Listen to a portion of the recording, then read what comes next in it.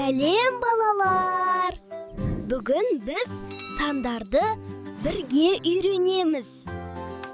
Бұл денде бір үлкен қызыл алма. Бұл төменде екі шар. Бұлда үш әдемі көбелек. Бұл деме төрт түрлі түсті кубик. Бұлва бес жарқыраған жұлдыз.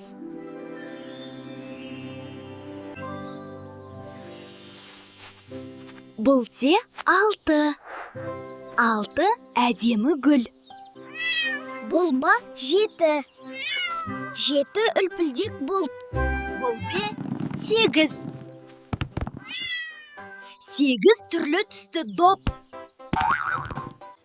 Бұл бе тоғыз кішкентай құс. Бұл же он түрлі түсті зат. Бүгін біз сандарды үйрендік. Келесі жолы тағы кездесеміз.